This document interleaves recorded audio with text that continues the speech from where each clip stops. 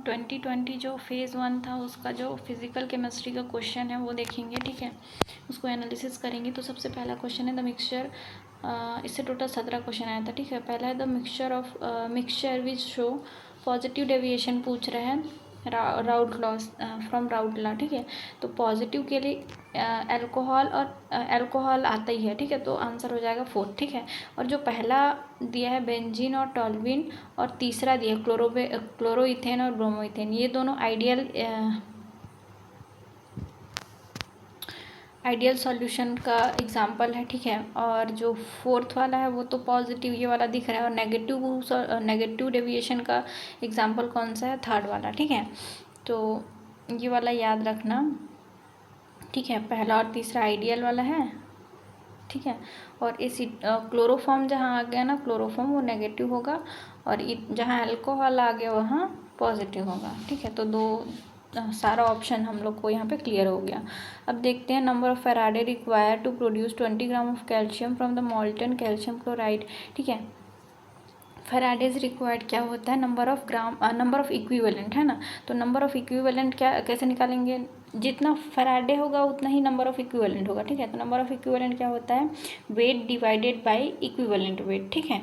और ये देखो सॉल्यूशन में देखना, ठीक है, weight divided by equivalent wait करते हैं, ठीक है। तो इसमें जो कैल्शियम है वो कैल्शियम पे चार्ज 2 है, तो इसका जो मतलब पूरा बोलना चाहिए तो इक्विवेलेंट वेट निकालते हैं। यहाँ पे पूरा लिखा नहीं है फॉर्मूला, ठीक है। तो इक्विवेलेंट जो होता है ना, जो फैराडेज रिक्वायर्ड होता है वो नंबर ऑफ इक्विवेलेंट के बराबर होता है, और number of equivalent equal to होता है weight divided by equivalent weight, ठीक है। और weight divide by equivalent weight में इक्विवेलेंट वेट कैसे निकालते हैं, molecular weight divide by N factor. तो मॉलिक्यूलर वेट यहाँ कैल्शियम का 40 है और एन फैक्टर यहाँ पे 2 है, तो यहाँ पे जो मॉलिक्यूलर वेट आ जाएगा वो कितना आ जाएगा, 2 से डिवाइड हो जाएगा तो 20 आ जाएगा। तो ऊपर में भी वेट है 20 और नीचे में भी आ गया, एन फैक्टर से डिवाइड करने के बाद 20 आ गया, ठीक है। इक्विवेलेंट वेट भी 20 आ गया, तो 20 कट के 1 आ जाएगा, तो आंसर क्या जाएगा, 1 जाएगा, ठीक है। तो ये बहुत इंपॉर्टेंट क्वेश्चन है, ठीक है। इस तरह के क्वेश्चन बहुत पूछता है, तो ईजी क्वेश्चन था, ठीक है। अब hydrolysis of sucrose in the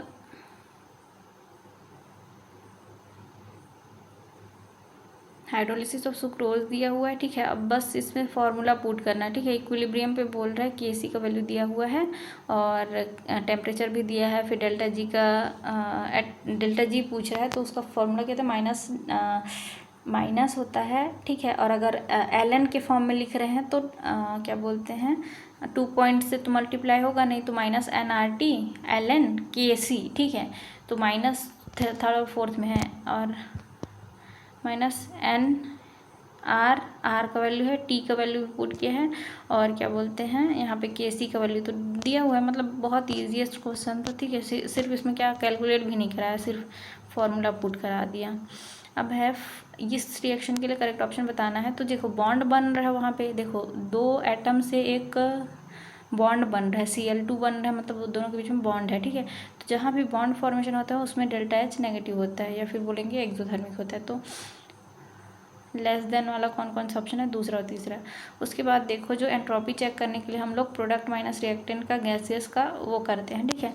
तो नेगेटिव आ रहा है मतलब लेस देन आ रहा है, ठीक है। प्रोडक्ट में 1 मोल है, रिएक्टेंट में 2, तो 1 - 2 -1, तो नेगेटिव आ रहा है, तो डेल्टा एस भी क्या होगा, नेगेटिव, तो थर्ड ऑप्शन आ जाएगा, ठीक है।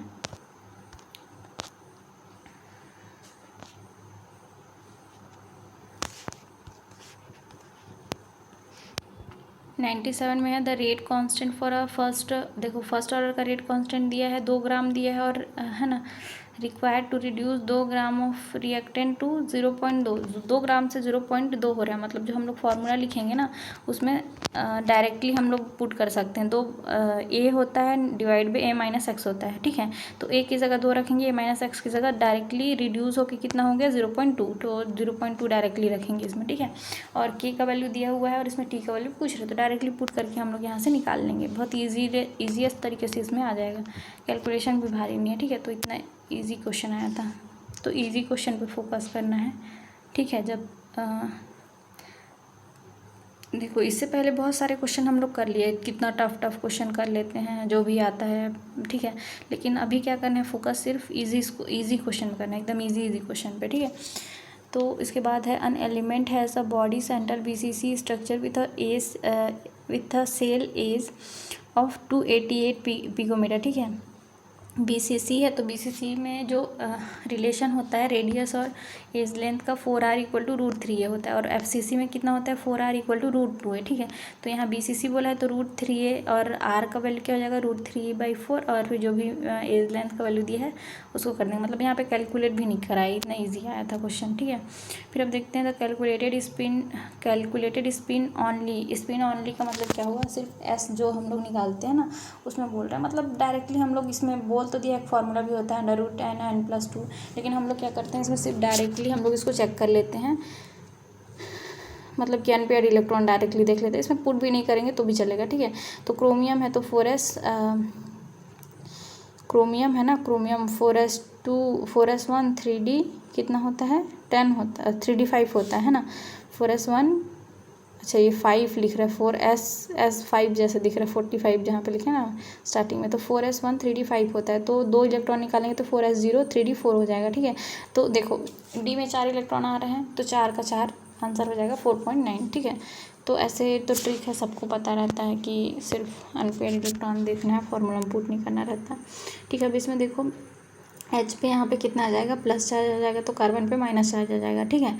इसमें पूछ रहा है सिर्फ कि ऑक्सीडेशन नंबर कार्बन पे बताना है, चेंज इन ऑक्सीडेशन नंबर, ठीक है। तो इसमें तो -4 हो गया, और राइट साइड में देखेंगे तो Cl पे माइनस आएगा तो कार्बन पे कितना जाएगा, प्लस आ जाएगा, ठीक है। मतलब कि ये अगर उसमें एक के लिए मतलब क्लोरीन पे क्लोरीन पे कितना -4 आएगा ना, 4 Cl है तो 4 माइनस आएगा, और कार्बन के लिए फिर कितना आ जाएगा 4 प्लस आ जाएगा, तो -4 टू +4 क्या हो रहा है इसमें चेंज हो रहा है, ठीक है। तो ये हो जाएगा।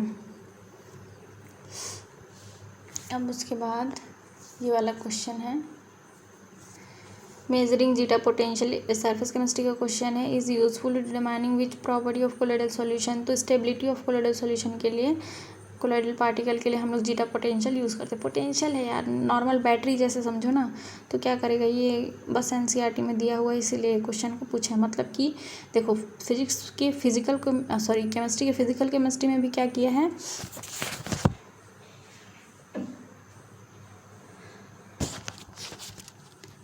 जो थ्योरी वाला टॉपिक है या फिर नहीं भी है ना तो भी एनसीईआरटी से ही पूछा है।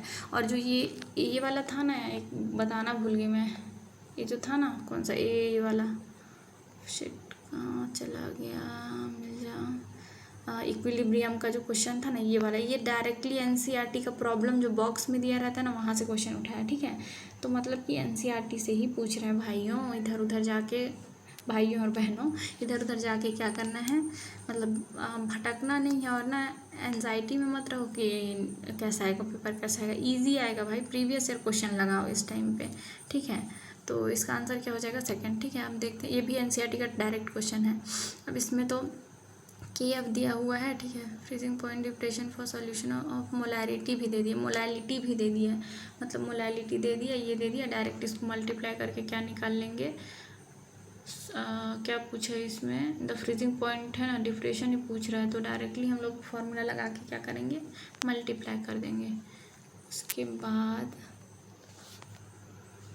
On electrolysis of dilute sulphuric acid using platinum electrode the produce the product obtain at the anode. तो देखो एनोड पे देखो H2SO4 को तोड़ो, और H2O भी है ना, H2O है ना, ये पानी है, तो H2SO4 को तोड़ोगे तो 2H+, और कितना जाएगा, ये रहा ना लिखा हुआ है 2H+ + SO4 2-, और H2O को तोड़ोगे तो 2H+ + 2OH-। अब देखो इसमें से एनायन एनोड पे जाता है, ट्रिक है, ठीक है, N फॉर एनायन, ठीक है। विपिन सर ने ही बताया है, जो यहाँ पे एक्सप्लेन किए हैं वो बहुत अच्छे से किए होंगे, लेकिन अभी तो हम लोग जल्दी जल्दी देखते हैं।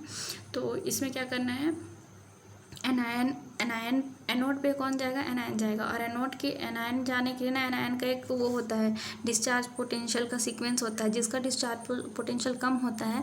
अब देखो SO4 2- एक एनायन है, एक OH- एनायन है, तो OH- का जो डिस्चार्ज पोटेंशियल होता है वो कम होता है, इसीलिए जो एनोड पे जो आगे जो जाएगा सबसे पहले वो प्रोडक्ट कौन बनाएगा, OH माइनस से जो प्रोडक्ट बनेगा, तो OH माइनस से क्या बनेगा, O2 मतलब कि ऑक्सीजन रिलीज होगा, ठीक है।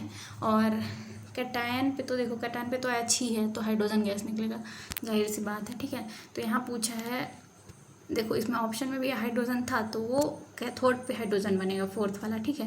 19% लोग देखो कैसे कंफ्यूज हो गए बेचारे लोग, मतलब ध्यान नहीं दिए होंगे, बता रही हूँ, ठीक है। तो इसका आंसर है पहला वाला, ठीक है। अब इसमें तो एकदम बेसिक पूछ लिया एटॉमिक स्ट्रक्चर से, प्रोटॉन न्यूट्रॉन और इलेक्ट्रॉन पूछ लिया, तो फिर 71 और दोनों में से माइनस कर दोगे तो न्यूट्रॉन का आएगा, सीक्वेंस से पूछा है, ठीक है। तो 71 104 71 फोर्थ वाला आ जाएगा, ठीक है।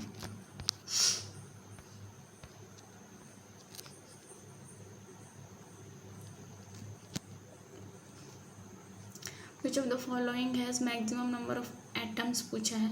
तो यार इसमें देखो मैक्सिमम नंबर ऑफ एटम्स के लिए सबसे पहले मैक्सिमम नंबर ऑफ मोल्स देख लो।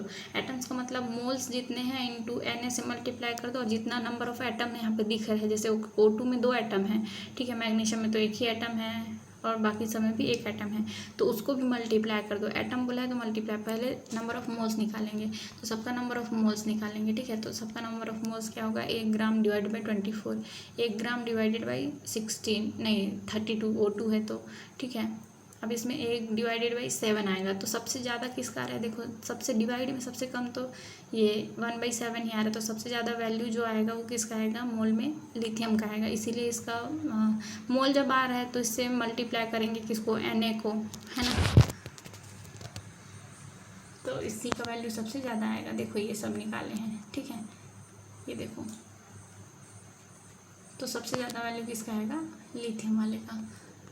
ये मोल कॉन्सेप्ट से इतना इजी क्वेश्चन आया था, और कितना हार्ड क्वेश्चन देता है क्वेश्चन बैंक, या फिर यहाँ भी सॉल्व करोगे तो, ठीक है। तो इतना नहीं करना है, इजी क्वेश्चन ही आएगा। Correct option for the free expansion of ideal gas under adiabatic condition, ठीक है। तो फ्री एक्सपेंशन में तो Q0 होगा, ठीक है, वो अगेन भी 0 होगा। एडियाबेटिक लिखा है तो Q0 होगा, और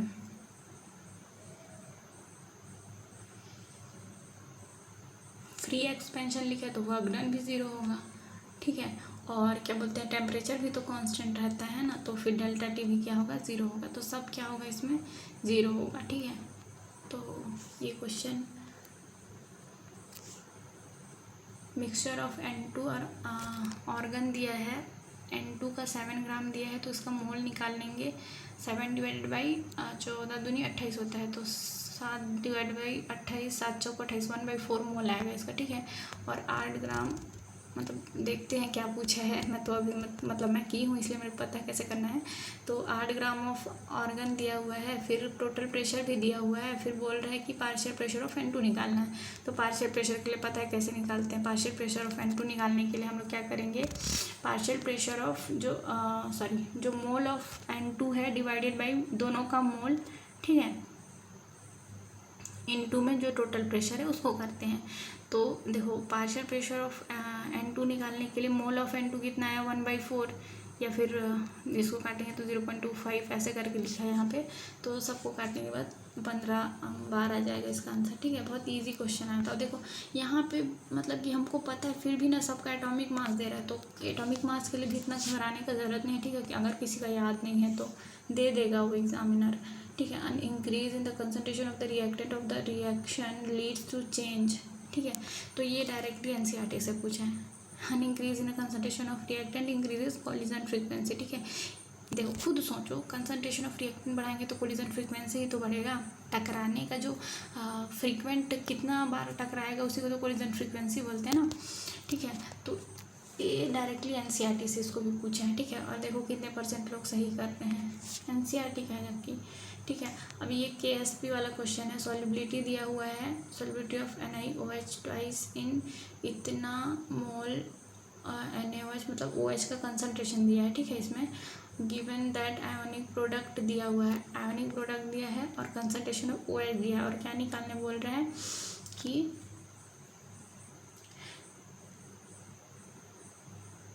सॉल्युबिलिटी ऑफ NiOH ट्वाइस निकालने बोल रहे हैं, ठीक है। मतलब कि सॉल्युबिलिटी निकालने बोल रहे हैं, मतलब एस निकालने बोल रहे हैं, बोल सकते हैं। या फिर मान लो किसी का भी कंसंट्रेशन ले लो, जो NI है उसी का कंसंट्रेशन ले लो, क्योंकि OH का कंसंट्रेशन दिया हुआ है तो NI का कंसंट्रेशन निकालना है, KSP दिया है तो डिवाइडेड में जो होल स्क्वायर है, क्योंकि OH का ट्वाइस है तो होल स्क्वायर चला जाएगा। तो कुछ नहीं, बस इतना ईजी क्वेश्चन था, सोचो। अब हो गया, ये टोटल 17 क्वेश्चन है, ठीक है। तो ये हो गया फिजिकल केमिस्ट्री का 17 क्वेश्चन 2020 फेज़ 1 का, ठीक है। ये देखो इजी क्वेश्चन आएगा, फिजिकल केमिस्ट्री के लिए इतना डरने का ज़रूरत नहीं, इजी क्वेश्चन आएगा। प्रीवियस ईयर किए हो ना, प्रीवियस ईयर प्लस फॉर्मूला, ठीक है।